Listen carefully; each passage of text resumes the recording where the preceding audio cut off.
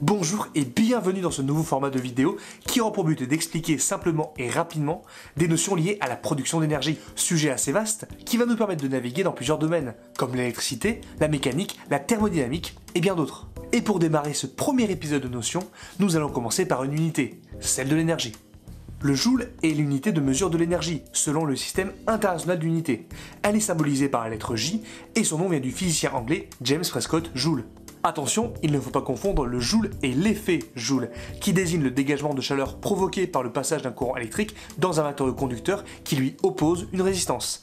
C'est cet effet qui est utilisé dans le fonctionnement des radiateurs électriques. Le joule est donc l'unité qui permet de quantifier l'énergie, et l'énergie permet de connaître la capacité d'un système à modifier son état. Par exemple, pour que cette pomme de 100 grammes passe de la position A à la position B, l'énergie requise est de 1 joule. C'est parti! Mon bras vient de fournir 1 joule. Un autre exemple, 1000 joules est la quantité de chaleur dégagée en 10 secondes par une personne au repos. Autrement dit, la chaleur que mon corps vient de dégager depuis que j'ai commencé cette phrase.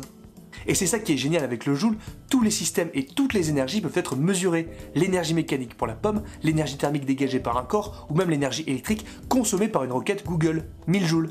Mais là, on arrive à la limite de cette unité, c'est qu'elle est petite pour définir les activités courantes. Bien sûr, on pourrait utiliser des multiples comme le kilojoule, le mégajoule ou le gigajoule, mais d'autres unités plus adaptées remplacent le joule dans des domaines d'activité spécifiques, comme le water en électricité, le newton-mètre en mécanique ou la grande calorie utilisée dans la diététique. D'ailleurs, vous pouvez trouver le joule sur les étiquettes de vos friandises préférées. Bref, le joule est l'unité parfaite pour commencer cette nouvelle série de vidéos, car cette dernière permet de définir la plupart des autres unités que nous verrons par la suite.